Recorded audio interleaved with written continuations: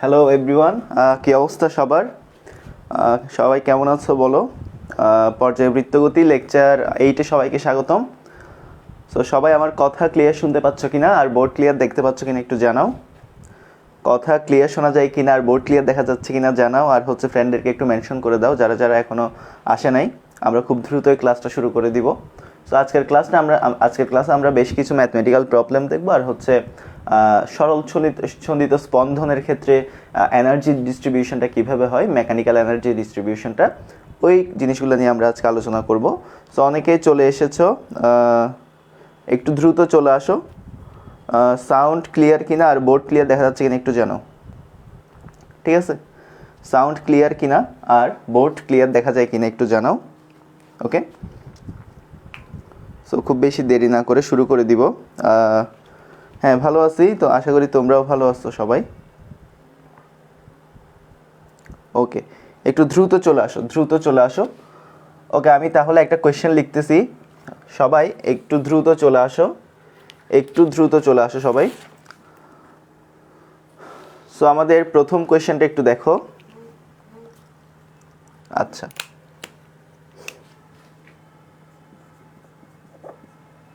So আমাদের প্রথম কোয়েশ্চেনটা হলো, ওকে আর একটু নিচের থেকে লিখতে হবে। আমাদের প্রথম কোয়েশ্চেনটা হচ্ছে, একটি লিফটের ছাদ থেকে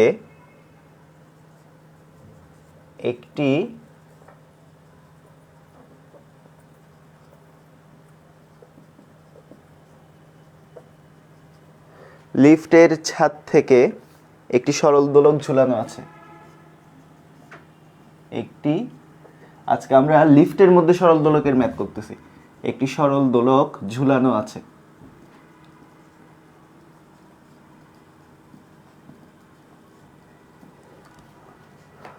ওকে, লিফট চলার সময়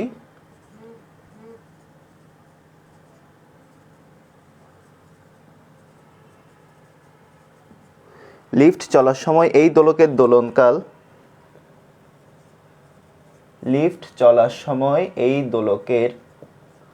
দোলনকাল লিফটের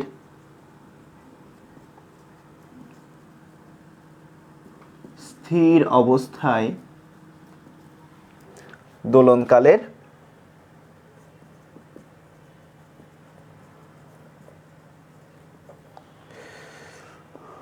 অর্ধেক।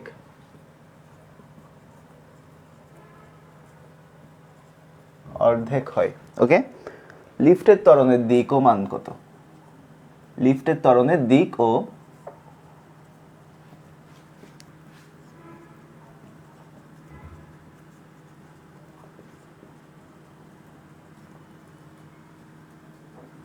মান কত? খুবই কনসেপচুয়াল একটা কোয়েশ্চেন এটা, দেখো খুবই কনসেপচুয়াল একটা কোয়েশ্চেন। একটা লিফটের ছাদ হতে একটা সরল দোলক ঝুলাই দিছো। লিফটটা চলার সময় বলা হচ্ছে, লিফটটা চলার সময় কোন দিকে চলতেছে এটা কিন্তু বলা নাই। তোমাকে বলছে একটা লিফটের ছাদ থেকে একটা সরল দোলক ঝুলিয়ে দেওয়া হয়েছে। লিফট চলার সময় লিফট কি নিচের থেকে উপরের থেকে নিচে নামতেছে বা উপর থেকে নিচে উঠতেছে এরকম কিছু বলা নাই। এই জন্যই আমাদের কোয়েশ্চেনে ত্বরণের দিকটা জানতে চাইছে, রাইট? সো এরপরে বলা হচ্ছে লিফট চলার সময় দোলকের দোলনকাল, মানে লিফট যখন চলতেছিল তখন দোলকটার দোলনকাল স্থির অবস্থায় দোলনকালের অর্ধেক। লিফটের ত্বরণের দিক ও মান কত? কেউ কি করতে পারবা এটা? এই অঙ্কটা কে করতে পারবা বলো? কে সলভ করতে পারবা? এই অঙ্কটা কে সলভ করতে পারবা বলো? খুবই কনসেপচুয়াল একটা কোয়েশ্চেন এটা, কে সলভ করতে পারবা বলো?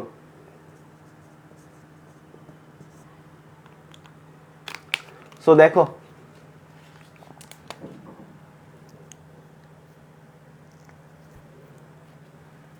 তাহলে একটু দেখো, আমরা কনফিগারেশনটা একটু আঁকাই। ধরো এটা একটা হচ্ছে লিফট, ওকে, এটা হচ্ছে একটা লিফট। লিফটের মধ্যে একটা সরল দোলক ঝুলানো আছে। ওকে, তো লিফটের ভিতরে একটা সরল দোলক তুমি ধরো ঝুলাই দিছো। এই যে এটা হচ্ছে একটা কি, লিফটের ভিতরে একটা সরল দোলক ঝুলাই দিছো। সো দোলকটা কি করবে? দুলবে আর কি। ওকে, দুলতেছে। আচ্ছা, এখন লিফট ধরো ইনিশিয়ালি স্থির অবস্থানে ছিল, আমরা জানি না লিফটটা কি উপরে উঠতেছে নাকি নিচে নামতেছে, জানি না। সো ইনিশিয়ালি মানে শুরুতে ইনিশিয়ালি হচ্ছে ইনিশিয়ালি দোলনকালকে আমি ধরে নিলাম T1, ইনিশিয়ালি যখন স্থির ছিল, যখন লিফট স্থির, ইনিশিয়ালি মানে হচ্ছে যখন লিফট স্থির ছিল। ওকে, সো ইনিশিয়ালি দোলনকালটা হচ্ছে কত? T1। ওকে, ইনিশিয়ালি দোলনকালটা হচ্ছে T1, আর ইনিশিয়ালি আমার অভিকর্ষজ ত্বরণ হচ্ছে G1।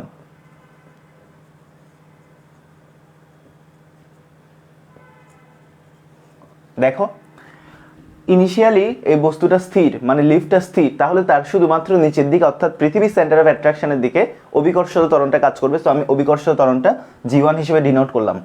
ফাইনালি বলা হচ্ছে লিফটটা যখন চলতে শুরু করলো, হয় উপরে অথবা নিচে, কোন দিকে আমি জানি না। সো ফাইনালি দোলনকাল T2 সমান হাফ অফ T1, বিকজ বলা হচ্ছে লিফট যখন চলতে শুরু করলো তখন স্থির অবস্থার চাইতে দোলনকাল অর্ধেক হয়ে গেল। তো দোলনকাল ফাইনালটা স্থির অবস্থায় দোলনকালের কি হয়ে গেছে? অর্ধেক হয়ে গেছে। দ্যাট মিনস আমাদের T2/T1 সমান কত? হাফ। ওকে, সো ফাইনালি আমাদের ত্বরণ কত হবে? ফাইনালি আমাদের ত্বরণ হবে হচ্ছে, এটা ত্বরণ লিখো, ত্বরণ, শুধু ত্বরণ। ফাইনালি আমাদের ত্বরণ হচ্ছে কত? G2। সো এই জিনিসটা সবার ক্লিয়ার কিনা জানাও আগে, এই জিনিসটা সবার ক্লিয়ার কিনা জানাও, এই জিনিসটা সবার ক্লিয়ার কিনা জানাও। ওকে, এই জিনিসটা ক্লিয়ার কিনা?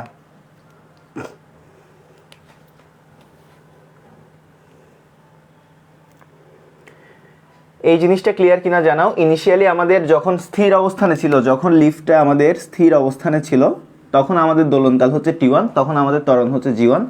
ফাইনালি যখন লিফটটা চলতে শুরু করলো, এটা কি আপওয়ার্ড নাকি ডাউনওয়ার্ড আমরা জানি না, এটাই বের করতে হবে। তখন দোলনকালটা বলা হচ্ছে পূর্বের দোলনকালের হাফ হয়ে গেছে। সো T2/T1 সমান হাফ। আর ফাইনালি আমাদের ত্বরণ অবশ্যই আরেকটা নতুন হবে, বিকজ লিফট উঠানামা করতেছে। সো জি এর ভ্যালুটা তো চেঞ্জ হবে। সো এই চেঞ্জিং জি এর ভ্যালুটা হচ্ছে G2। এতটুকু সবার ক্লিয়ার?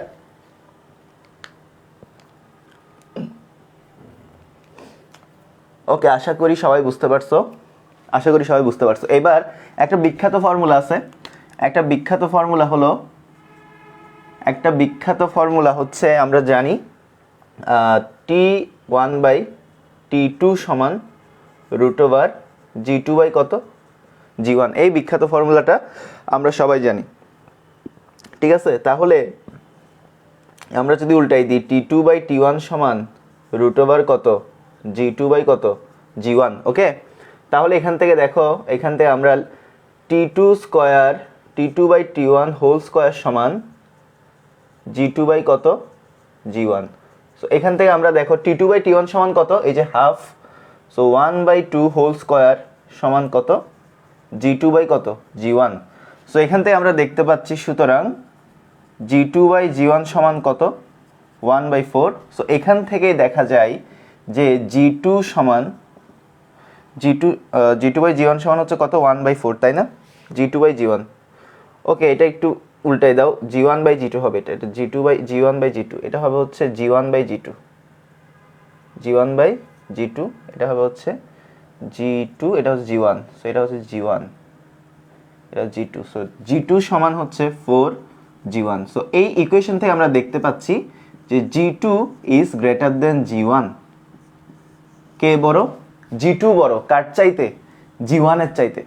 তাহলে আমরা দেখতে পাচ্ছি ফাইনালি যেটা ত্বরণ, সেটা ইনিশিয়াল ত্বরণের চাইতে কি বড়। ইনিশিয়ালি যেহেতু আমাদের লিফটটা কি ছিল?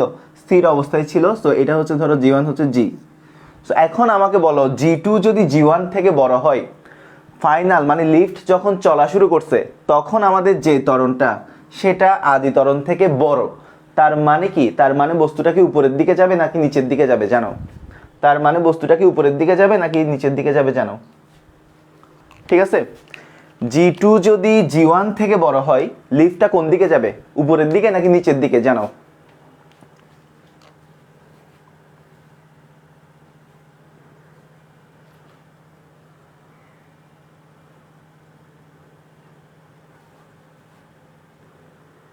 নিচে বলে কেন সবাই? নিচের কেমনে হয়? নিচে যারা বলতেছো তাদের ব্যাখ্যাটা কি?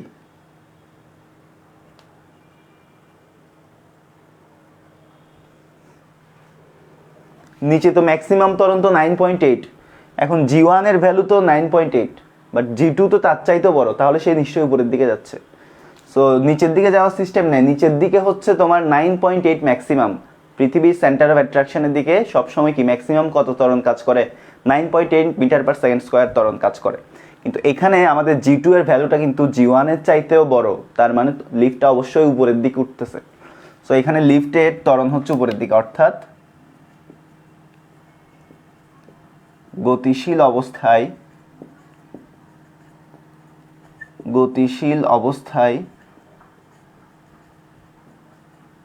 লিফটের ত্বরণ ঊর্ধ্বমুখী।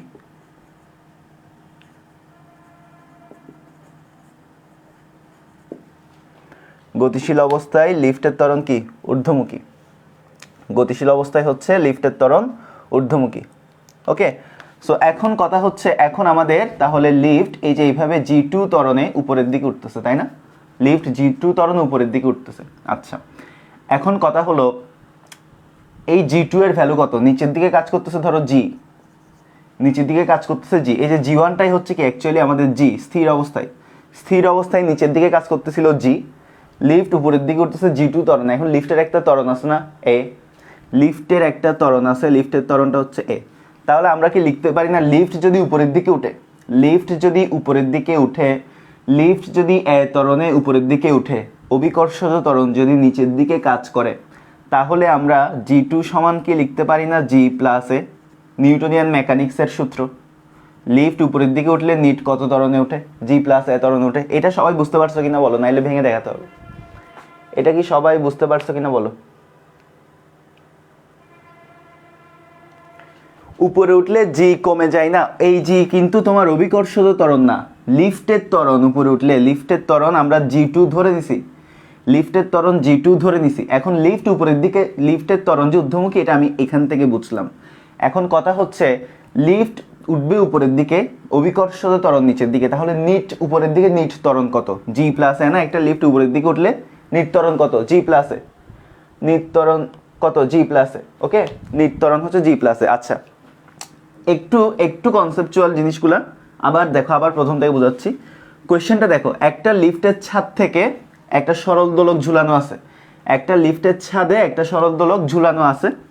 এই অবস্থায় লিফটটা স্থির অবস্থানে আছে, এই অবস্থায় লিফটটা স্থির অবস্থানে আছে। তো স্থির অবস্থায় থাকলে লিফটের ত্বরণটা কোন দিকে কাজ করবে? নর্মালি এই পুরো লিফটটা পৃথিবীর সেন্টার অফ অ্যাট্রাকশনের দিকে, এই G1 পরিমাণ, G1 ইকুয়াল G, তার মানে G পরিমাণ ত্বরণে কি হবে?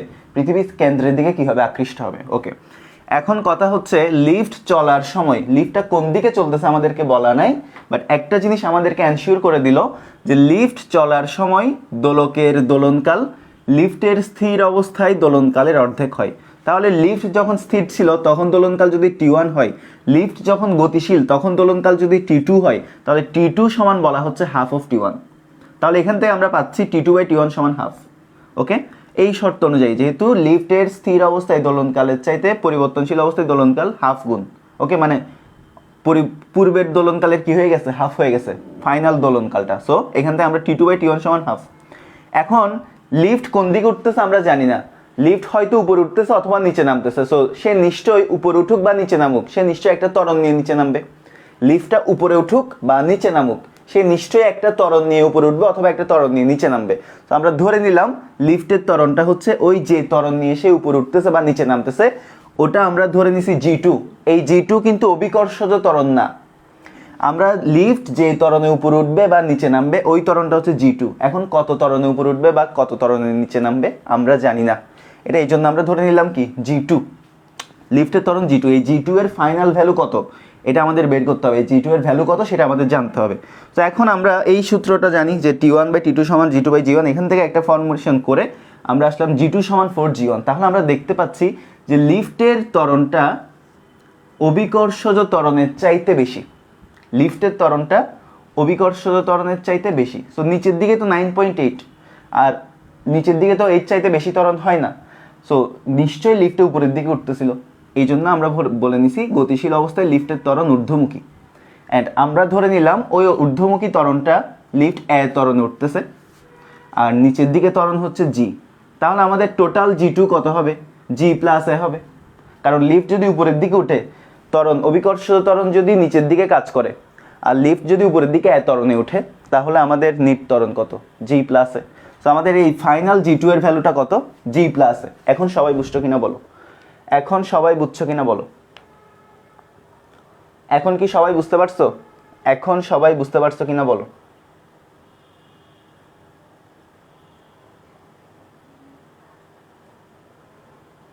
ওকে, তাহলে এখন আমাদের জি2 এর ফাইনাল ভ্যালুটা বের হয়ে গেল।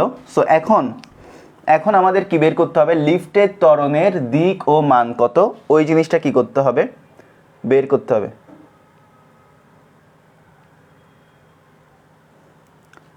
ওকে, আচ্ছা এতটুকু সবার লেখা হলে একটু ডান লিখো, লেখার জায়গা নাই।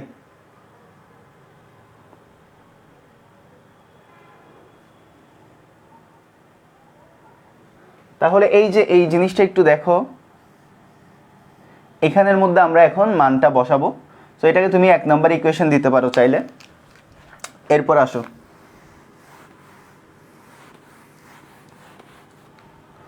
এখন কথা হচ্ছে জি1/জি2 না, জি1/জি2 সমান হচ্ছে কত? 1/4।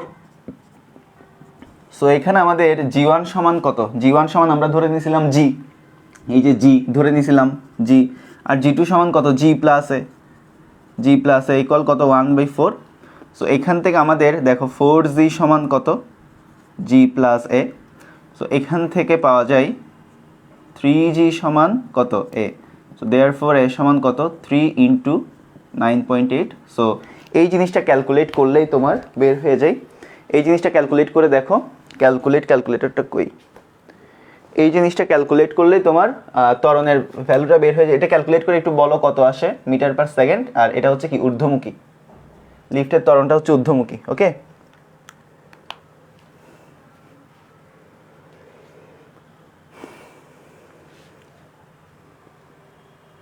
(29.4). আচ্ছা হ্যাঁ, 29.4 metre per second square. So লিফটের ত্বরণের দিক হচ্ছে উপরের দিকে আর মান হচ্ছে কত?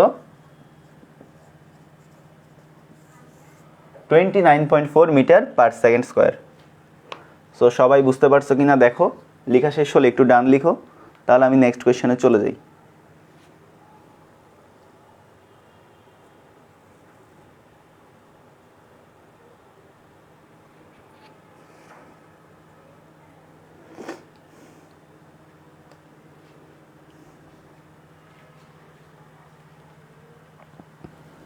এই অঙ্কে আরেকটা জিনিস আমি একটু বলে রাখি, এখানে যেহেতু তোমার নির্দিষ্ট কোনো শর্ত দেওয়া নাই, সো তুমি সবসময় এই ধরনের ম্যাথগুলোর ক্ষেত্রে, এই অঙ্কগুলোর মধ্যে যেহেতু এখানে লিফট কোন দিকে উঠতেছে বা কোন দিকে নামতেছে বলা নাই, সো এই ধরনের ম্যাথগুলোর ক্ষেত্রে তুমি এই কন্ডিশনটা একটু চেক করবা।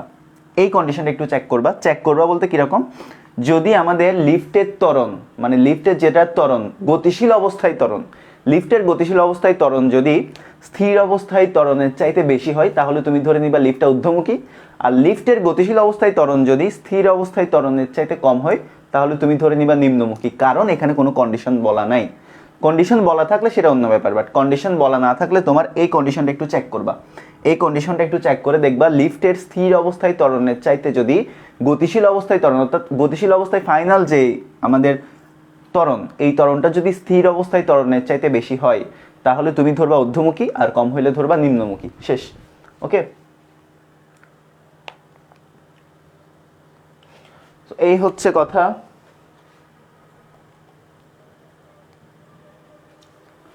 সো এগুলা এই অনেক ধরনের প্যাচ আকারে দেওয়া যায়। সো এই ধরনের একটা প্যাচের অঙ্ক করাইলাম আর কি তোমাদের। সো আরেকটা অঙ্ক দেখাই তোমাদের, আশা করি সবাই বুঝতে পারছো, এটা সবার লেখা শেষ।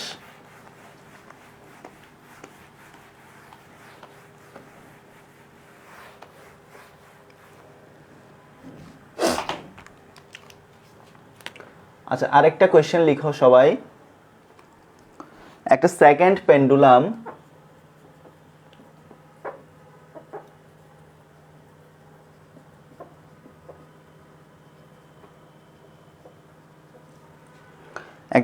পেন্ডুলাম বিশিষ্ট ঘড়ি প্রতিদিন একটা সেকেন্ড পেন্ডুলাম বিশিষ্ট ঘড়ি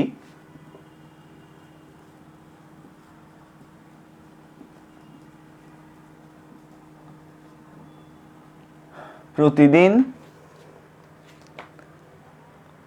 আচ্ছা উপরে দেখা যাচ্ছে না, ওকে ওকে আমি মুছে একটু নিচে লিখতেছি।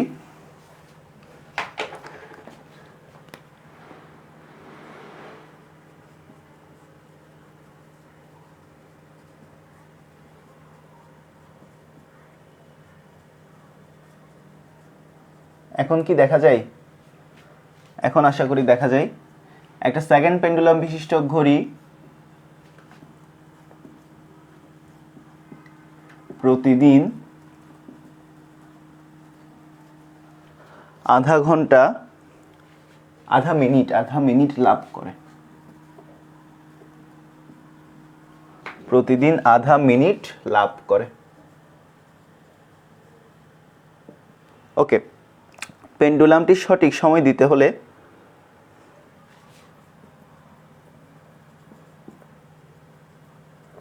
পেন্ডুলামটি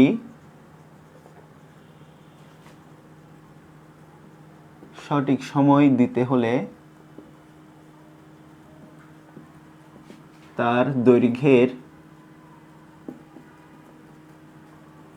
কি পরিমাণ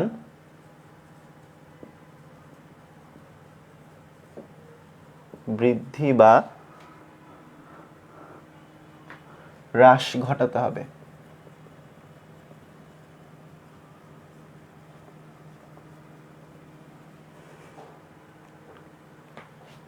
G equal 980 centimetre per second square. Okay, so এই কোয়েশ্চেনটা সবাই অ্যান্সার করো। এই কোয়েশ্চেনটা সবাই অ্যান্সার করো, দেখি কে কে পারো, কে কে পারবা বলো। একটা সেকেন্ড পেন্ডুলাম বিশিষ্ট ঘড়ি প্রত্যেক দিন আধা মিনিট সময় লাভ করে, আধা মিনিট লাভ করে।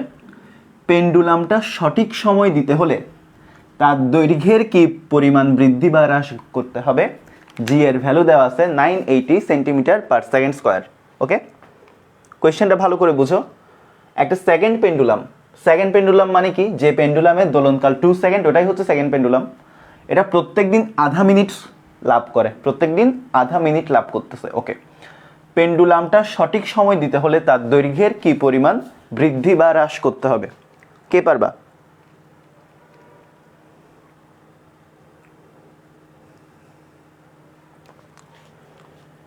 সো এখন একটু খেয়াল করে দেখো, আমাদের সেকেন্ড পেন্ডুলামে কিন্তু এই কন্ডিশনটা দেওয়া আছে। ভালো করে প্রথম লাইনটা, এখানে প্রথম লাইনটার মধ্যে একটু প্যাচ করে দিছে। সো ম্যাক্সিমাম ধরতে পারবা না, অনেকেই শুরুতে কি করবা, এই অঙ্কে ভুল কোথায় করে আমি বলি। আমি অঙ্কটা একটু অ্যানালাইসিস করি, কারণ হচ্ছে আমি এখন অঙ্কটা করে দিলাম তোমাকে, বাট তুমি দিন শেষে এটা ট্রিকটা ভুল কোথায় করে বুঝতে পারবা না। সো ম্যাক্সিমাম এই কোয়েশ্চেনটা দেখার সাথে সাথে তোমরা যে জায়গাতে ভুল করবা সেই জায়গাটা হলো, প্রথমতই তোমরা সেকেন্ড পেন্ডুলাম দেখে T1 সমান 2 সেকেন্ড ধরে নিবা, এটা হচ্ছে 1 নাম্বার ভুল। এরপরে যে কন্ডিশনটা দেওয়া হলো প্রত্যেক দিন আধা মিনিট সময় লাভ করে, এটার জন্য আরেকটা কন্ডিশন ধরে নিবা T2। এটাই হচ্ছে সবচাইতে বড় ভুল, বিকজ তুমি প্রথম লাইনটা পড়েই তোমার মাথার মধ্যে এই কন্ডিশনটা চলে আসবে। দেখো আমাদের প্রথম লাইনটা এমন যে, প্রথম লাইনে বলা হচ্ছে একটা সেকেন্ড পেন্ডুলাম বিশিষ্ট ঘড়ি প্রত্যেকদিন আধা মিনিট সময় লাভ করে। সো এই কথাটা যখন তোমাকে বলবে, আরে সেকেন্ড পেন্ডুলাম মানে তো T1 = 2 সেকেন্ড, এরপরে বলছে আধা মিনিট সময় লাভ করে, তাহলে T2 সমান নিশ্চয়ই ওই যে সময় লাভ করলে কি হবে ওই সূত্রটা বসে T2 বের করতে হবে। কথা হচ্ছে না, কারণ তোমাকে পরের লাইনটাও দেখতে হবে। পেন্ডুলামটা সঠিক সময় দিতে হলে, পেন্ডুলাম সঠিক সময় দেওয়া মানে হচ্ছে একটা second pendulum in generally real time কীরকম দেয়, 2 সেকেন্ড দোলনকাল। একটা ফুল অসিলেশন ফিল আপ করতে টাইম নেয় কত, 2 সেকেন্ড। সো কথা হচ্ছে তোমার প্রথম একটা লাইন মানেই একটা শর্ত, প্রথম লাইনটাই এখানে একটা শর্ত, বাট তোমরা প্রথম লাইনটা পড়ে তোমাদের মনে হবে এটা দুইটা শর্ত। সো বিশেষ করে ইঞ্জিনিয়ারিং অ্যাডমিশন টেস্টে এই ধরনের খেলাগুলো খেলা হয়, mind set up, mind game করা হয় আর কি সবার সাথে। সো কেমন, প্রথম লাইনটা পড়ে তোমাদের মনে হবে এটা এমন একটা মাইন্ড গেম, এমন একটা মাইন্ড গেমের খেলা যে এই প্রথম লাইনটা পড়ে তোমার মনে হবে যে এখানে তোমার কন্ডিশন দুইটা, একটা হচ্ছে T1 একটা হচ্ছে T2। বাট লাইনটা আরেকটু ভালো করে পড়ে দেখো, তাহলে বুঝতে পারবে এখানে কিন্তু একটাই কন্ডিশন আর পরের লাইনে আরেকটা কন্ডিশন। সো এই একটা কন্ডিশন, এই একটা কন্ডিশন নিয়ে আমাদের কাজ করতে হবে। সো আমাদের প্রথম কন্ডিশনটা কি, আমাদের প্রথম কন্ডিশনটা কি দেখো, আমাদের প্রথম কন্ডিশনটা হচ্ছে একটা সেকেন্ড পেন্ডুলাম বিশিষ্ট ঘড়ি প্রত্যেকদিন আধা মিনিট সময় লাভ করে। একটা সেকেন্ড পেন্ডুলাম বিশিষ্ট ঘড়ি মানে একটা সেকেন্ড পেন্ডুলাম আধা মিনিট সময় লাভ করতেছে, এটা একটা কন্ডিশন। আর একটা কন্ডিশন হচ্ছে পেন্ডুলামটা সঠিক সময় দিতে হলে, পেন্ডুলামটা সঠিক সময় দিতে হলে এটা আর একটা কন্ডিশন। দেখো এখানে আমাদের কন্ডিশন কিন্তু এই দুইটা, প্রথম লাইনে কিন্তু দুইটা কন্ডিশন না, আমাদের কন্ডিশন হচ্ছে প্রথম লাইন পুরোটা একটা কন্ডিশন, এটা আরেকটা কন্ডিশন। প্রথম লাইন পুরোটা একটা কন্ডিশন, এটা আরেকটা কন্ডিশন। তাহলে একটা সেকেন্ড পেন্ডুলাম বিশিষ্ট ঘড়ি প্রত্যেকদিন আধা মিনিট সময় লাভ করে, আধা মিনিট মানে কত, 30 সেকেন্ড। সো এখন দেখো সেকেন্ড পেন্ডুলাম বিশিষ্ট ঘড়ি, তো প্রথম শর্তের জন্য আমরা T1 সমান কি লিখতে পারি বলো?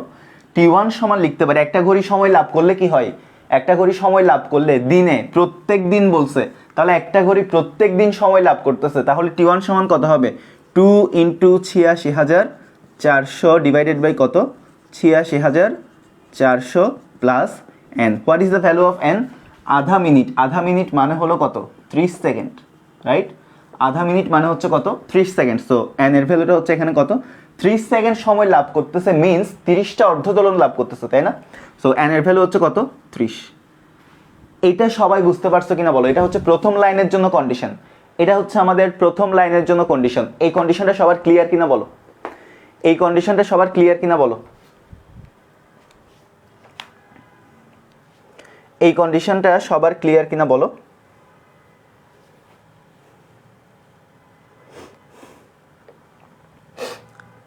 এই কন্ডিশনটা কি বুঝতে পারছো সবাই?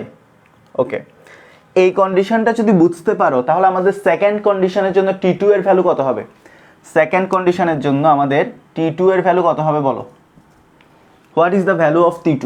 সেকেন্ড কন্ডিশন, সেকেন্ড কন্ডিশন বলছে পেন্ডুলামটা সঠিক সময় দিতে হলে, পেন্ডুলামটা সঠিক সময় দিতে হলে what is the value of T2?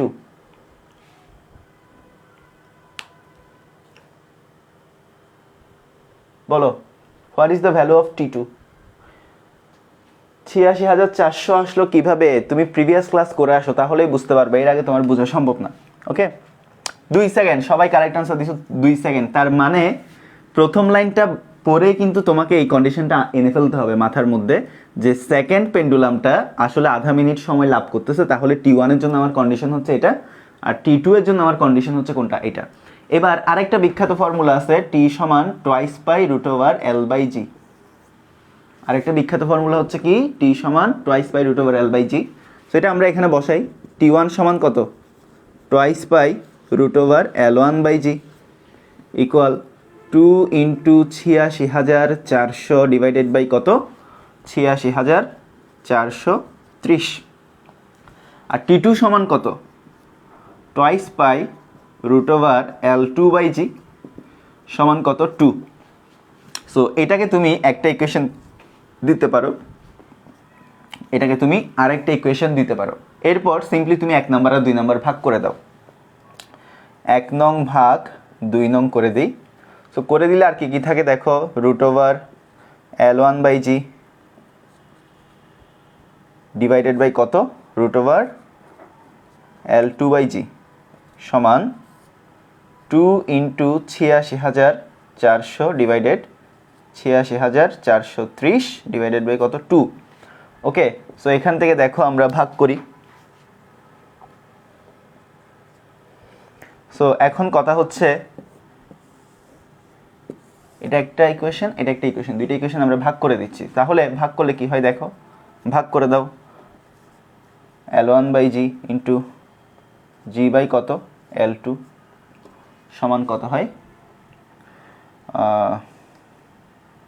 2 × 86,400 divided by কত, 86,400 ইন্টু 1/2, আলটিমেটলি 2 চলে যাই। ওকে, আর G চলে যাই। সো রুট ওভার L1/L2 সমান 86,400, আচ্ছা এটা তো 86,430 ডিভাইডেড বাই কত, 86,430।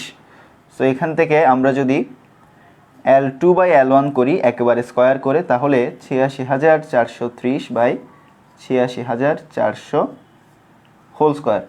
এই মানটা কত আসে বলো, এই মানটা কত আসে একটু বলো। এই মানটা কত আসবে বলো। সো এই মানটা আসবে কত, এই ভ্যালুটা কত আসবে বলো। ৮৬,৪৩০ ডিভাইডেড বাই কত, ৮৬,৪০০। আমি ক্যালকুলেটরটা দেখতে পাচ্ছি না, সো তোমরা একটু ক্যালকুলেট করে বলো কত আসে।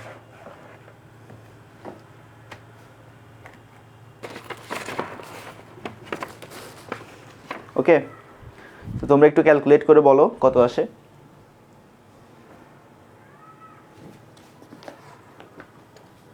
ওকে, আমি পেয়ে গেলাম ক্যালকুলেটর। ৮৬,৪৩০ ভাগ ৮৬,৪০০ হোল স্কোয়ার 1.00069, 1.00069। সো দেয়ারফর আমরা এখান থেকে কি পাচ্ছি, আমরা এখান থেকে L2 ইকুয়াল কত পাচ্ছি, 1.00069 L1। ওকে, পাচ্ছি কত, 1.00069 L1। ঠিক আছে, তাহলে এখন আমাকে বলো যে দৈর্ঘ্য আসলে বাড়ছে নাকি কমছে। আমাদের ফাইনালি ছিল L1, আমাদের ইনিশিয়ালি ছিল L1, ফাইনালি কত হয়েছে, L2 সমান কত, 1.00069 L1। সো আমাদের অ্যাকচুয়ালি কি করতে হয়েছে, বাড়াইতে হয়েছে নাকি কমাইতে হয়েছে জানাও। অ্যাকচুয়ালি আমাদের কি করতে হয়েছে, লেন্থ কি করতে হয়েছে, ইনক্রিজ নাকি ডিক্রিজ। আমাদের কি দৈর্ঘ্যটা বাড়াতে হয়েছে নাকি কমাতে হয়েছে একটু জানাও। ওকে,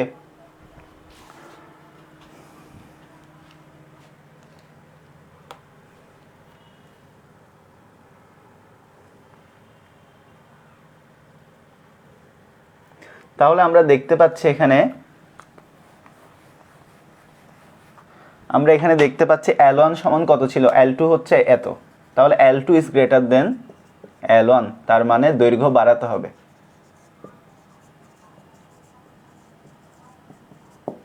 ওকে, আমাদের দৈর্ঘ্য কি করতে হবে, বাড়াতে হবে। কতটুকু বাড়াতে হবে, সো ডেল L সমান হচ্ছে L2 মাইনাস L1।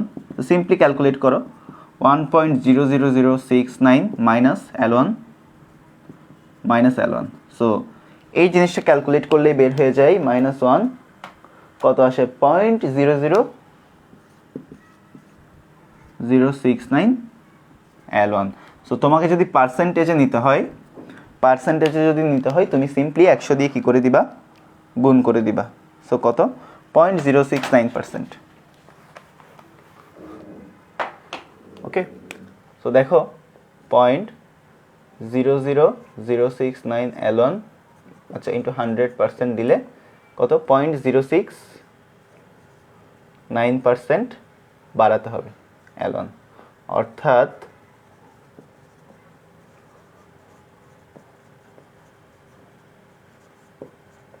আদি দৈর্ঘ্যের 0.069%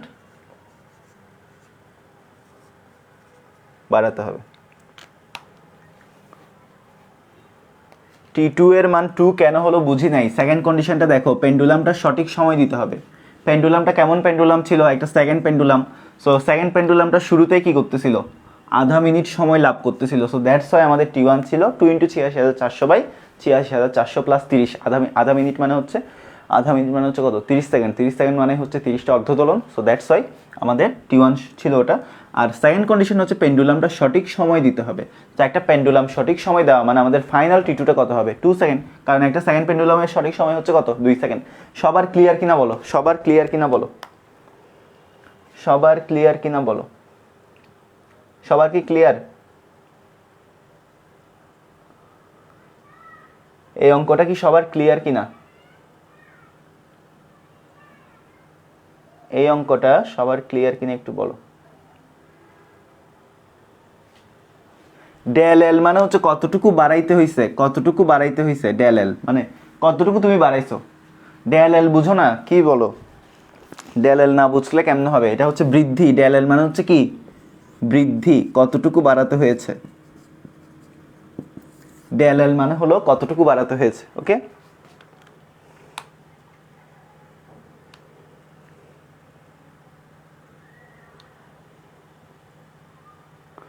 ক্যালকুলেশনে ব্র্যাকেট দিয়ে করবা, এটাই হচ্ছে একদম প্রিসাইজ রেজাল্ট হচ্ছে এটাই। ওকে, ক্যালকুলেশন ব্র্যাকেট দিয়ে করবা, উইদাউট ব্র্যাকেট করলে হয়তো ঝামেলা হইতে পারে। তো প্রিসাইসলি করলে এটাই আসে। বাড়ানো কমানো বুঝি না। এই যে দেখো L2 এর ভ্যালু কত, L1 মানে কত L1, আর L2 কত 1 এর চাইতেও বেশি L1, তার মানে কি L2 এর মানটা L1 এর চাইতে বড়। তার মানে আমাদের ইনিশিয়ালি যে মানটা ছিল সেটা ছোট, আর ফাইনালি যে মানটা আসছে সেটা বড়। তাহলে আমাদের কি করতে হবে, বাড়াতে হবে। সো বাড়াইছি, কতটুকু বাড়াইছি, ফাইনাল থেকে ইনিশিয়ালটা বাদ দিলাম, ফাইনাল থেকে ইনিশিয়ালটা কি দিলাম, বাদ দিলাম। সো বাদ দেওয়ার পর যতটুকু থাকবে সেটাই হচ্ছে কি বৃদ্ধি। ওকে,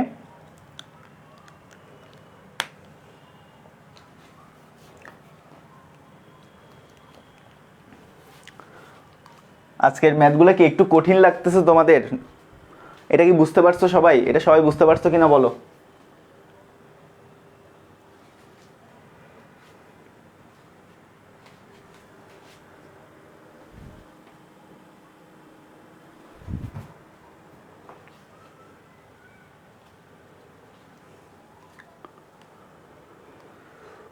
ওকে, সবাই আশা করি বুঝতে পারছো।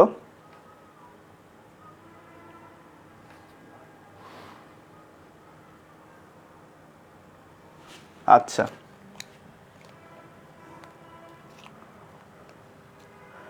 স্যার পেন্ডুলামের সঠিক সময় দেওয়া বিষয়টা আরেকবার।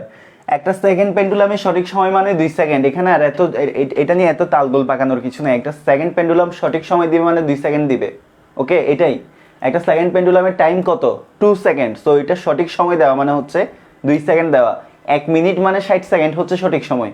তো 1 মিনিটের মধ্যে যদি সে 70 সেকেন্ড দেয় তাহলে কি এটা সঠিক সময় না? তার মানে একটা সেকেন্ড দোলকে 2 সেকেন্ড হচ্ছে সঠিক সময়। সো ওই সঠিক সময়টা হচ্ছে কত, 2 সেকেন্ড। সো ফাইনালি সে কি করতেছে, ফাইনালি সে সঠিক সময় দিচ্ছে। সেকেন্ড কন্ডিশনে সে কি করতেছে, সঠিক সময় দিচ্ছে। সো দ্যাটস ওয়াই আমাদের T2 এর ভ্যালু হচ্ছে কত, 2। ওকে, সো এখন আমরা আরেকটা ম্যাথে চলে যাই।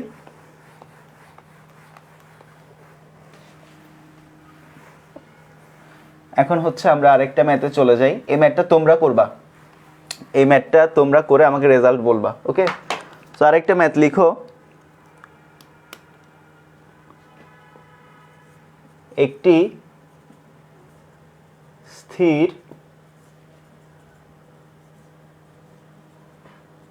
লিফটের মধ্যে রাখা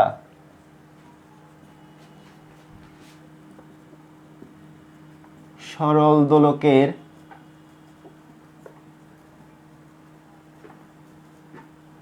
দোলনকাল হলো টি। একটা স্থির লিফটের মধ্যে রাখা সরল দোলকের দোলনকাল হচ্ছে কত, টি। ওকে, যদি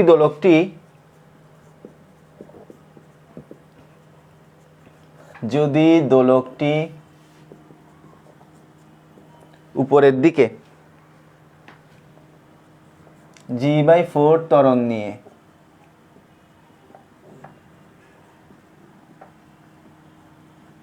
উঠে, তাহলে দোলকটির দোলনকাল কত?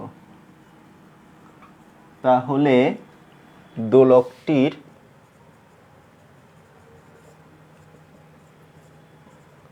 দোলনকাল কত?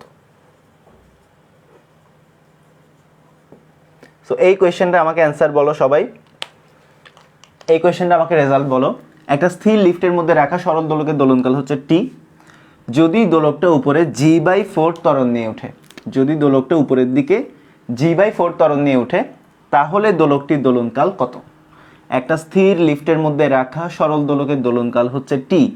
একটা স্থির লিফটের মধ্যে রাখা সরল দোলকের দোলনকাল টি, যদি দোলকটি উপরে g/4 ত্বরণ নিয়ে উঠে তাহলে দোলকটির দোলনকাল কত? রেজাল্ট বলো, কুইক বলো, রেজাল্ট কত হবে বলো, কুইক। ওকে, বলো সবাই, বলো কত হবে বলো।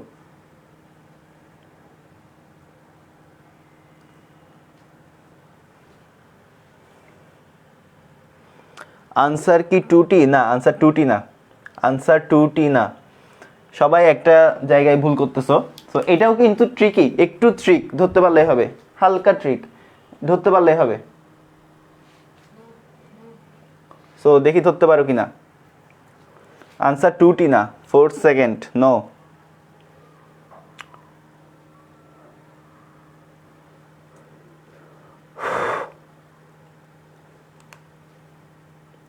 (2/√5 × t).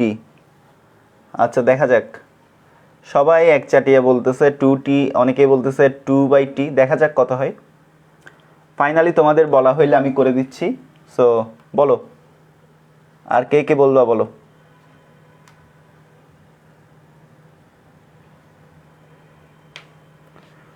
টু টি, আচ্ছা। সো দেখো, এটা একদম সোজা। টি ইজ, তাহলে প্রথম কন্ডিশন, এখানে আমাদের কন্ডিশন কয়টা? এখানেও আমাদের আবার সেম কন্ডিশন দুইটা। প্রথম কন্ডিশনটা হচ্ছে কি এটা, মানে একটা লিফট স্থির অবস্থা। আমাদের প্রথম কন্ডিশন হচ্ছে একটা লিফটের কি অবস্থা? প্রথম কন্ডিশন হচ্ছে একটা লিফটের স্থির অবস্থা। স্থির অবস্থা এখানে একটা কি আছে? একটা পেন্ডুলাম আছে। সো এই স্থির অবস্থায়, লিফটটা যখন স্থির অবস্থায় ছিল, লিফট যখন স্থির অবস্থায়, তাহলে ইনিশিয়ালি যদি চিন্তা করি, ইনিশিয়ালি আমাদের দোলনকাল হচ্ছে টি, আর অভিকর্ষজ ত্বরণ হচ্ছে কত? জি। বাট লিফটটা যখন উপরের দিকে চলতে শুরু করলো, উপরের দিকে ত্বরণের ভ্যালু কত? উপরের দিকে ত্বরণের ভ্যালু হচ্ছে a=g/4। But in the mean time লিফটের নিচের দিকে একটা ত্বরণ কাজ করতেছে কিন্তু জি। তাহলে আমাদের ফাইনাল ত্বরণ, ফাইনালি আমাদের ত্বরণ জি প্রাইম সমান কত হবে? a+g হবে না? বিকজ একটা লিফট যদি উপরের দিকে উঠে, তাহলে এ ত্বরণ উপরের দিকে উঠতেছে, অ্যান্ড এই ত্বরণের ভ্যালুটা দেওয়া আছে g/4। লিফটের ত্বরণের ভ্যালু দেওয়া আছে g/4, আর লিফটের স্থির অবস্থায় ত্বরণ g, মানে গ্র্যাভিটেশনাল অ্যাসেলারেশন কাজ করতেছে কোন দিকে? নিচের দিকে। তাহলে নিট ত্বরণ কত ফাইনালি যখন লিফট উপরের দিকে উঠবে? সো a+g না, লিফটের কনসেপ্ট a+g। সো এখন দেখো, তাহলে এর ভ্যালু হচ্ছে কত? g/4 প্লাস g, তাহলে কত? g প্লাস 4g বাই কত? 4, তাহলে কত? 5g/4, যেটা বাংলাদেশে আনার প্ল্যান চলতেছে 5g। আদৌ 3gও পাওয়া যায় না এখনো ভালো করে। So 5g/4 finally. So finally আমাদের টি প্রাইমটা কত সেটা কি করতে হবে? ডিটারমাইন করতে হবে। সো আমরা একটা বিখ্যাত ফর্মুলা জানি, সেটা হচ্ছে t/t প্রাইম সমান কত? √g' কত? g। আমরা একটা বিখ্যাত ফর্মুলা জানি, তাই না? এইটাই হচ্ছে সেই বিখ্যাত ফর্মুলা। t/t প্রাইম সমান হচ্ছে কত? g/g' কত? g। তাহলে এখান থেকে দেখো, আমাদেরকে we have to find out the value of t prime. So t'/t সমান হচ্ছে কত? g বাই কত? g prime. ওকে, সো এখান থেকে আমরা দেখতে পাচ্ছি t প্রাইম ইকুয়াল √g এর ভ্যালু কত? g এর ভ্যালু হচ্ছে g, g প্রাইমের ভ্যালু কত? 5g/4, 5g বাই কত? 4 ইন্টু কত? t। সো এখান থেকে দেখো, এখান থেকে আমরা বের করে নিতে পারি। ওকে, সো দেখো টি প্রাইম সমান হচ্ছে কত? সো জি কাটে, জি যদি কাটা যায় কত থাকে আর? ওকে, সো এখানে দেখো এই যে জি ইন্টু 4g বাই কত? 4/5g, 4/5g। সো জি কাটে ইন্টু কত? টি। সো এখান থেকে দেখতে পাচ্ছি টি প্রাইম সমান 4 রুট করলে 2, 2/5 ইন্টু টি। সো একজন বলছিলা, কে জানি বলছিলা 2/5 ইন্টু টি। সো এটাই হচ্ছে আমাদের অ্যান্সার। ফাইনালি আমাদের দোলনকাল কত? 2/5 ইন্টু টি। সো এটাই হচ্ছে অ্যান্সার। সো যারা 2t বলছো সবাই ভুল, যারা 2t বলেছো সবারটাই ভুল। ওকে, এখন সবার ক্লিয়ার কিনা বলো, এখন সবাই বুঝতে পারছো কিনা বলো।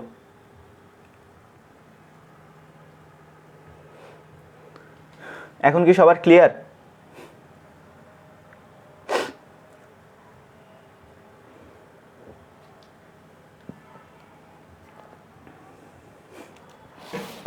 এখন আশা করি সবার ক্লিয়ার।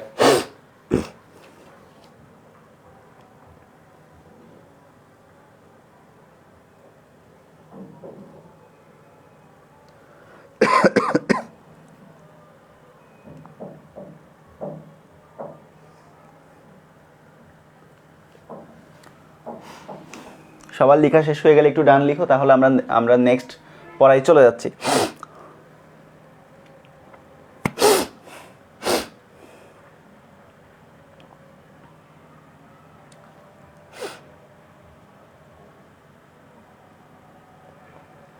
আচ্ছা, অনেকের হয়তো ঝামেলা হতে পারে এখানে জি প্লাস আয় ত্বরণটা কীভাবে আসলো, আমি দেখাই দিচ্ছি। দেখো, অনেকের ঝামেলা হচ্ছে জি প্লাসে কেমন আসলো? একটা লিফট উপরের দিকে আসলে, একটা লিফট উপরের দিকে উঠলে কেন জি প্লাসে? একটা লিফট উপরের দিকে উঠলে কেন জি প্লাসে? দেখো, তো সিম্পলি তুমি একটা লিফট চিন্তা করে নাও, আর লিফটের মধ্যে তুমি লিফটের মেঝেতে দাঁড়ায় আসো। একটা লিফট স্থির অবস্থানে আছে, তুমি লিফটের মেঝেতে দাঁড়ায় আসো। ওকে, সো লিফটের তোমার ওজন কাজ করবে কোন দিকে? এমজি কাজ করবে নিচের দিকে। এমজি তোমার ওজন কাজ করবে নিচের দিকে। তুমি লিফটের মেঝেতে এমজি পরিমাণ ফোর্স দিচ্ছ, তোমাকে লিফট উপরের দিকে কি পরিমাণ ফোর্স দিবে? আর পরিমাণ প্রতিক্রিয়া বল দিবে। ওকে, তুমি লিফটের মেঝেতে, এটা হচ্ছে লিফট, এই যে ঘরের মতো দেখাচ্ছে এটা হচ্ছে একটা লিফট, লিফটের মেঝেতে তুমি mg পরিমাণ ফোর্স দিচ্ছ, তোমাকে লিফট আর পরিমাণ কি দিবে, রিঅ্যাকশনাল ফোর্স বা প্রতিক্রিয়া দিবে।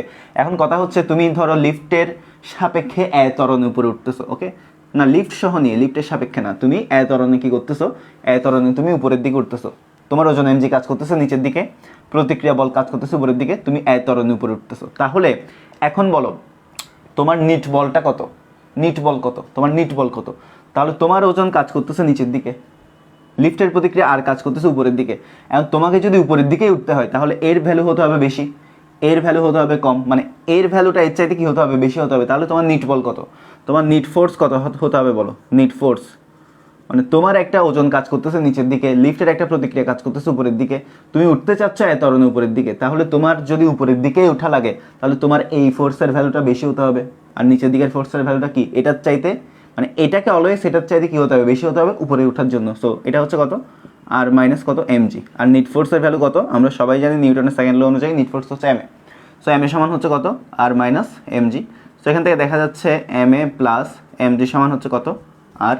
সো এখান থেকে দেখো আর ইকুয়াল হচ্ছে কত, m into a plus G, kind of এটা f ইকুয়াল m এর মতো, f ইকুয়াল m এর মতো। সো এখানে a এর ভ্যালু কত, a প্লাস জি, অর্থাৎ একটা লিফট যদি ত্বরণের উপরের দিকে উঠছে তাহলে তার নিট যে ত্বরণটা কাজ করবে সেই ত্বরণটা হচ্ছে কত, a প্লাস জি। সো যার এই জিনিসটা সমস্যা ছিল তোমার ক্লিয়ার কিনা বলো, এই জিনিসটা যার সমস্যা ছিল সেটা ক্লিয়ার কিনা বলো এখন। ওকে, এই জিনিসটা যার সমস্যা ছিল এখন আশা করি তোমার ক্লিয়ার। ওকে,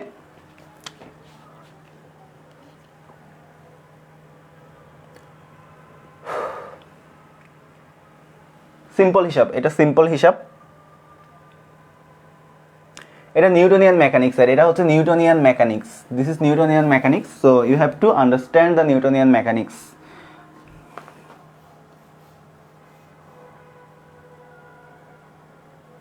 ওকে,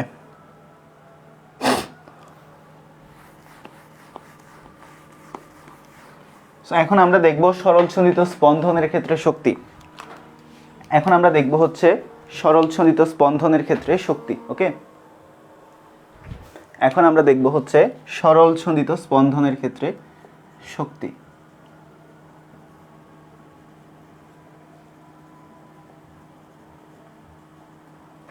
সরল ছন্দিত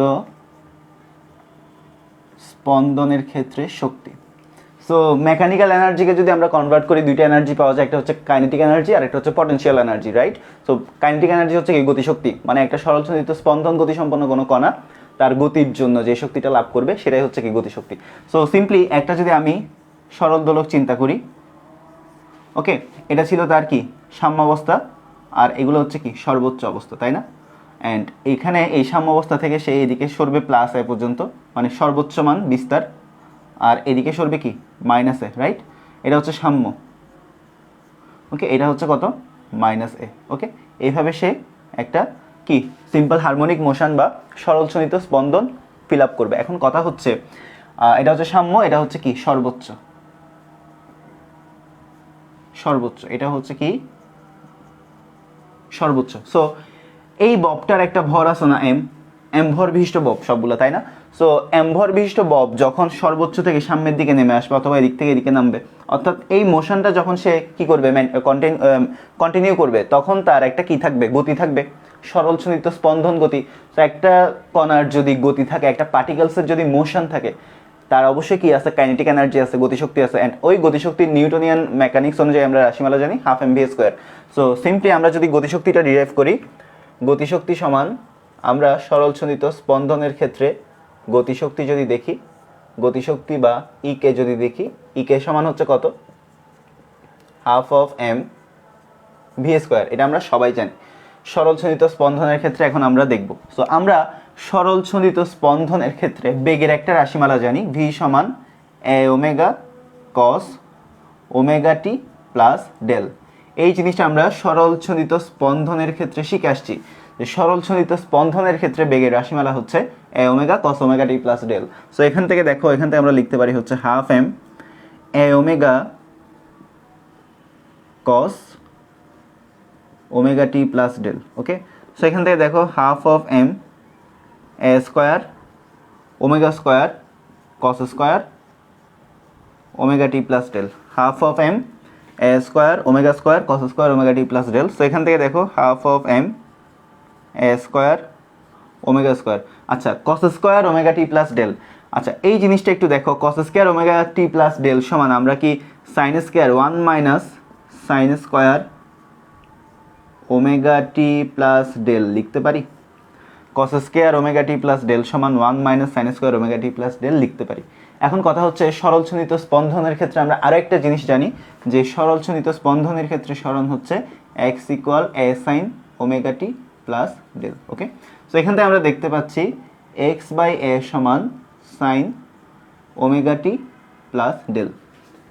ওকে, সো এখান থেকে দেখো আমরা লিখতে পারি হচ্ছে half M A square omega square 1 minus sine square omega T plus del. So sine omega T plus ডেলের ভ্যালু আসছে x by a, so sine square omega T plus ডেলের ভ্যালু আসবে কত? X square by A square. Okay, X square by A square. So এখান থেকে দেখো half M A square omega square A square minus x square by কত? A square. Okay, so এখন দেখো কে কে কাটা যায়, দেখো এই যে এ কাটা যায়, এ কাটা যায়। ওকে, এ কাটা যায়। আচ্ছা, সো এখন দেখো এখান থেকে আসলো হাফ এম ওমেগা স্কোয়ার এ square minus x square. So finally আমরা কাইনেটিক এনার্জির ভ্যালু ইভ্যালুয়েট করলাম হাফ এম ওমেগা স্কোয়ার এ square minus x square. So আমরা দুই ধরনের ভ্যালু দেখতে পাচ্ছি, একটা হচ্ছে ইকে সমান হাফ এম ওমেগা স্কোয়ার এ স্কোয়ার মাইনাস এক্স স্কোয়ার, আরেকটা হচ্ছে আমাদের ইকে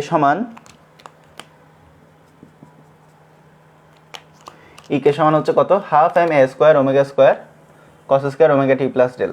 ওকে, সো আমরা এই ভ্যালুটা দিয়ে ম্যাথ করব আর এই ভ্যালুটা দিয়ে গ্রাফ করব। ঠিক আছে, এটা হচ্ছে কি গ্রাফের জন্য। এই ইকুয়েশনটা আমরা সিলেক্ট করলাম কেন? গ্রাফ দেখানোর জন্য। আর এই ইকুয়েশনটা আমরা করলাম, এটা দিয়ে আমরা কি করি, জেনারেলি আমরা এটা দিয়ে ম্যাথমেটিক্যাল প্রবলেমগুলো সলভ করি। সবাই বুঝতে পারছো কিনা বলো?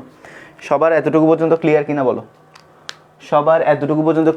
যারা বুঝো নাই আবার বলতেছি, আমরা কি করতেছি, সরলছনিত স্পন্দনের ক্ষেত্রে শক্তি। সো শক্তির দুইটা পার্ট। কোন ধরনের শক্তি? এটা অ্যাকচুয়ালি কি, এটা একটা মেকানিক্যাল সিস্টেম না, এটা একটা যান্ত্রিক সিস্টেম। একটা সরল দোলক, এটা হচ্ছে একটা যান্ত্রিক সিস্টেম। সো যান্ত্রিক সিস্টেমে কোন শক্তি থাকে? যান্ত্রিক শক্তি। আর যান্ত্রিক শক্তির পার্ট কয়টা? দুইটা, একটা হচ্ছে গতিশক্তি আর একটা হচ্ছে কি বিভব শক্তি। ওকে, এখন আমরা গতিশক্তি নিয়ে আলোচনা করতেছি, বিকজ এই ববটা যেহেতু সরলছনিত স্পন্দন গতি মেনটেন করতেছে, সো এই ববটার শক্তি হচ্ছে কি পুরোটাই, এই ববটার মধ্যে গতিশক্তি বিভব শক্তি দুইটাই আছে। যেহেতু গতি আছে, গতির মধ্যে কি থাকবে? গতিশক্তি থাকবে। আমরা ওই গতিশক্তিটা কি করব? ফাইন্ড আউট করবো। সো গতিশক্তি সমান আমরা কি জানি? Half of M V square. Okay, so আমরা গতিশক্তি সমান কি জানি? Half of M V square. এখন এই ভিটা কি? এই ভিটা কোন ক্ষেত্রে ভি? সরলছন্দিত স্পন্দনের ক্ষেত্রে ভি। সো সরলছন্দিত স্পন্দনের ক্ষেত্রে ভি সমান এ ওমেগা কস ওমেগা টি প্লাস ডেল। সরলছন্দিত স্পন্দনের ক্ষেত্রে ভি সমান এ ওমেগা কস ওমেগা টি প্লাস ডেল। এটা আমরা আগেই দেখে আসছি, রাইট? আর একটা জিনিস, সো দেখো ভি এর ভ্যালুটা বসালাম এ ওমেগা কস ওমেগা টি প্লাস ডেল হোল স্কোয়ার। ওকে, স্কোয়ারটা দেওয়া যায়নি, সো হোল স্কোয়ার। সো এখান থেকে দেখো আমরা ক্যালকুলেট করে a square omega square cos square omega T plus del. So এবার আসো, কস স্কোয়ার ওমেগা টি প্লাস ডেল সমান কি লিখতে পারি? 1 মাইনাস সাইন স্কোয়ার ওমেগা টি প্লাস ডেল। এবার এখানে দেখো x equal a sine omega T plus del. আমরা সরলছন্দিত স্পন্দনের ক্ষেত্রে সরণের রাশিমালা জানি x equal a sine omega T plus del. So এখান থেকে দেখো, এখানে আমরা পাচ্ছি এক্স বাই এ সমান কত? সাইন ওমেগা টি প্লাস ডেল। সো এখানে সাইন স্কোয়ার ওমেগা টি plus del. So sine omega টি প্লাস ডেল সমান যদি এক্স বাই এ হয়, তাহলে সাইন স্কোয়ার ওমেগা টি প্লাস ডেল সমান x square by A square. তো simply calculation করলাম, এলসিএম করলাম, কাটা গেল, কাটা যাওয়ার পর আর আসে half M omega square A square minus x square. So this is the expression of kinetic energy, E K সমান হাফ এম ওমেগা স্কোয়ার এ square minus x square. So E K সমান এই যে half M A square omega square cos square omega T plus del, এটা দিয়ে আমরা graph দেখব, একটা graphical representation দেখব। আর ই কে সমান হাফ এম ওমেগা স্কোয়ার এ স্কোয়ার মাইনাস এক্স স্কোয়ার দিয়ে আমরা ম্যাথমেটিক্যাল ক্যালকুলেশনগুলো করবো। এখন সবার ক্লিয়ার কিনা বলো? এখন কি সবার ক্লিয়ার?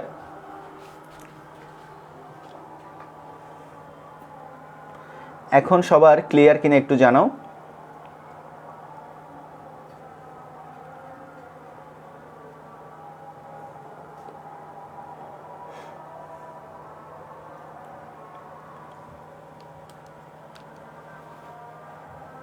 ওকে, সো আশা করি সবাই বুঝতে পারছো। আর লেখা শেষ হলে একটু ডান লিখো, লেখা শেষ হলে একটু ডান লিখো, তাইলে আমরা গ্রাফিক্যাল ভ্যালুটা একটু দেখব, গ্রাফিক্যাল ভ্যালুটা একটু দেখব, ঠিক আছে?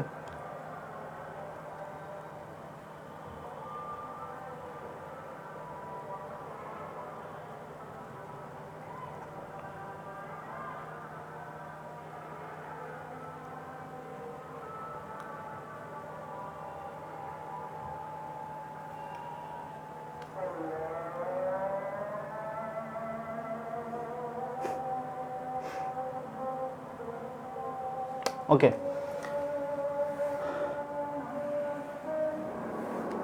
তাহলে আমরা ফাইনালি কি পাইলাম? ফাইনালি আমরা দুইটা জিনিস পাইলাম। একটা হচ্ছে কি, ই কে সমান half M A square omega square cos square omega T plus del. এটা একটা এক্সপ্রেশন পেলাম। এই এক্সপ্রেশনটা দিয়ে আমরা এখন গ্রাফ দেখব। সো দেখো গ্রাফটা দেখো।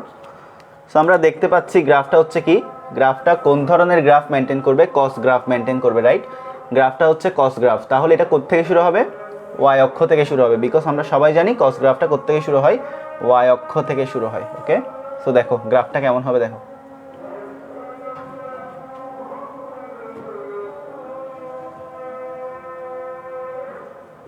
ওকে, তাহলে আমাদের এদিকে হচ্ছে টাইম, একটু সোজা করে আঁকাও, সোজা করে আঁকাই, বাঁকা হয়ে গেছে।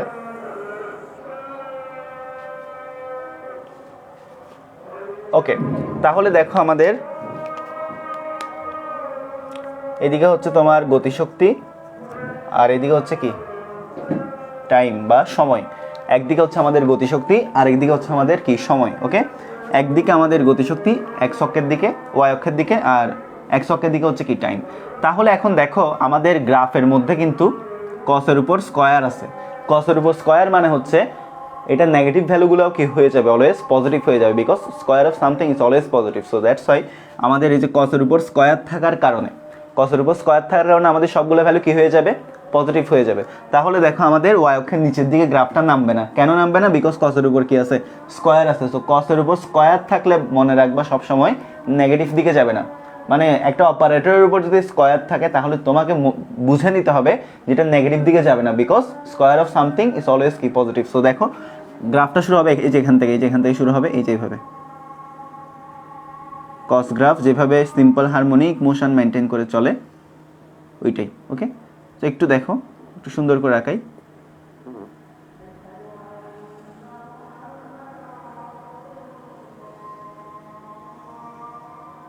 ওকে, সো এইভাবে চলতে থাকবে। এটা হচ্ছে 0, আর এগুলো তোমাদেরকে আগেই পড়াইছিলাম। সো এটা হচ্ছে কত? t/4। এটা হচ্ছে কত? t/2। এটা হচ্ছে কত? 3t/4। আর এটা হচ্ছে কত? t। ওকে, সো এভাবেই চলতে থাকবে, এভাবে এই গ্রাফটা চলতে থাকবে। এটা হচ্ছে গতিশক্তি ভার্সেস কি টাইম গ্রাফ, গতিশক্তি ভার্সেস টাইম গ্রাফ। সবাই বুঝতে পারছো কিনা জানো? সবাই বুঝতে পারছো কিনা জানো? ওকে, এটা হচ্ছে গতিশক্তি ভার্সেস টাইম গ্রাফ। সবার ক্লিয়ার? সবাই বুঝতে পারছো জানো? এটা হচ্ছে গতিশক্তি ভার্সেস টাইম গ্রাফ। ওকে,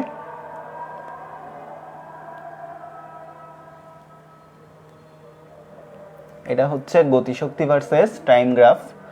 আশা করি সবাই বুঝতে পারছো।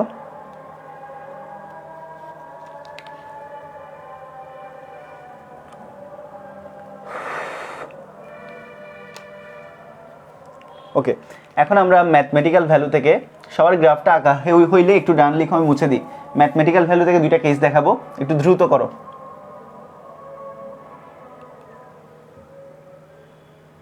একটু দ্রুত করো।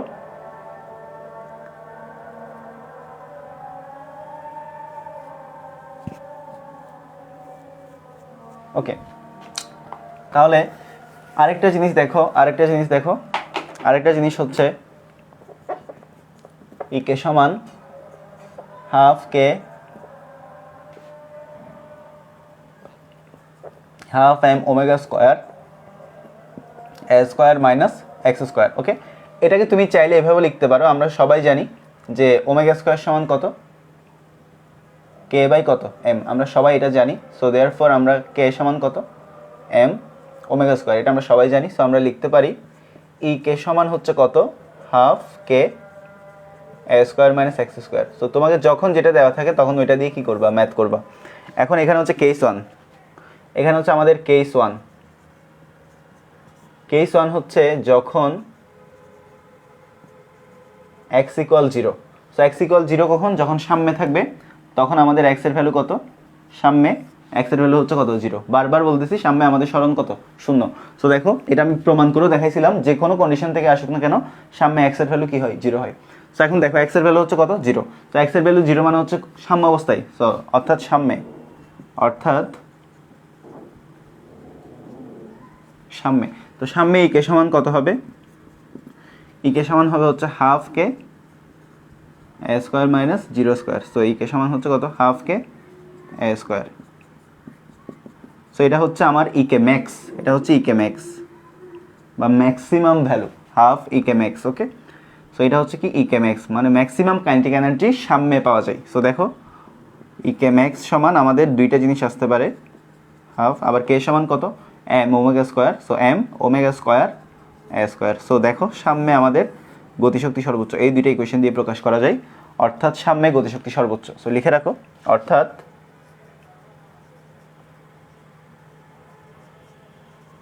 সামনে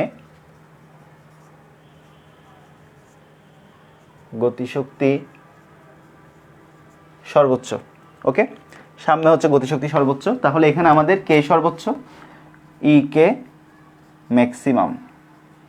সো তোমাদেরকে একটা জিনিস পড়াইছিলাম, মনে আছে কিনা দেখো, আমরা যখন সরলসন্ধিত স্পন্দনের ক্ষেত্রে বেগের রাশিমালাটা দেখছিলাম, মনে আছে? আমরা যখন সরলসন্ধিত স্পন্দনের ক্ষেত্রে বেগের রাশিমালাটা দেখছিলাম তখন আমরা পড়ছিলাম হচ্ছে সাম্যের মধ্যে আমাদের বেগের ভ্যালুটা কি ম্যাক্সিমাম। সাম্য অবস্থায় আমাদের ভেলোসিটিটা ম্যাক্সিমাম থাকে যখন সিম্পল হারমোনিক মোশন। সো এই ম্যাক্সিমাম ভেলোসিটিটা কত ছিল, ভি ম্যাক্স কত ছিল, ভি ম্যাক্স ছিল কত ওমেগা এ, রাইট? সামনে আমাদের ভি ম্যাক্স ছিল কত ওমেগা এ, তাই না? সো দেখো যেখানে আমাদের বেগ ম্যাক্সিমাম ওখানে আমাদের গতিশক্তিটাও ম্যাক্সিমাম। ওকে, আরেকটা মজার জিনিস হলো, আমরা জানি যে গতিশক্তি সাম্য অবস্থায় যদি তুমি গতিশক্তি বের করতে চাও, আমরা জানি গতিশক্তি হচ্ছে half M V square. So দেখো সামনে বের করতে চাইলে সামনে ভিটা কী হবে, ভি ম্যাক্স হবে, ভি ম্যাক্স স্কোয়ার। সো দেখো হাফ এম ভি ম্যাক্স সমান কত ওমেগা এ। সো দেখো এই যে omega A whole square. So দেখো half M omega square A square. So as simple as that, same জিনিসটাই বের হলো, রাইট? সো আলটিমেটলি একই জিনিস। ওকে, এই জিনিসটা সবার ক্লিয়ার কিনা বলো, কেস ওয়ান সবার ক্লিয়ার কিনা বলো, এই জিনিসটা সবার ক্লিয়ার কিনা বলো। ওকে, আমরা এইভাবেও গতিশক্তি বের করলাম মোশনটা মেনটেন করে, আর এখানে সরাসরি ভি ম্যাক্সের ভ্যালুটা দিয়ে সামনে maximum value of kinetic energy তাও সেম বের করে নিলাম। সবার কি ক্লিয়ার?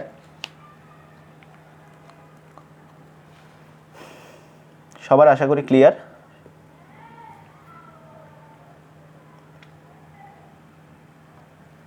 ওকে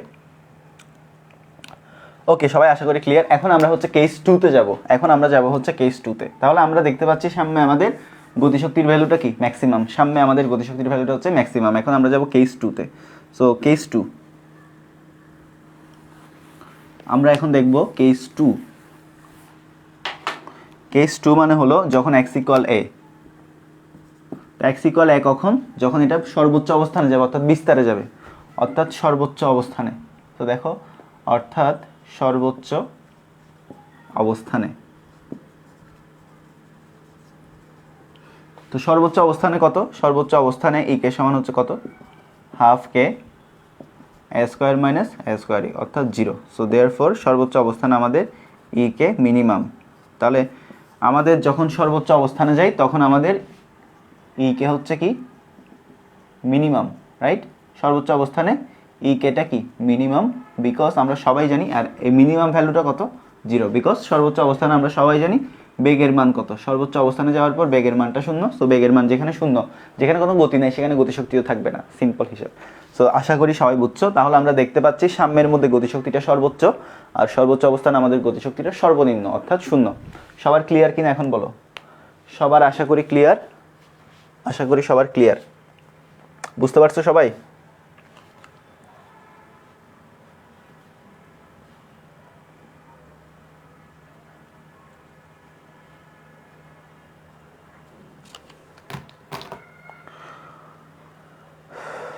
আশা করি সবাই বুঝতে পারছো। সো আজকের ক্লাসটা এখানেই শেষ করব।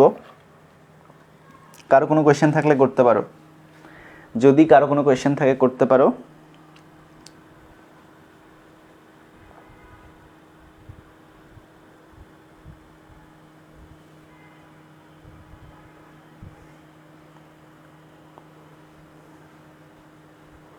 সো এটা ছিল আমাদের কেস 2। ওকে, কেস 2 ছিল। ওকে, এটা হচ্ছে আমাদের কেস 2, কেস 2 ছিল। ওকে,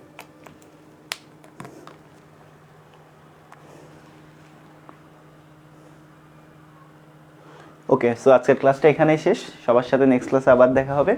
সো নেক্সট ক্লাসে আমরা বিভব শক্তি নিয়ে আলোচনা করব, এরপর আমরা শক্তি সংরক্ষণশীলতাটা দেখব। ঠিক আছে? সো সবাই ভালো থাকো, সুস্থ থাকো। নেক্সট ক্লাসে আবার দেখা হবে।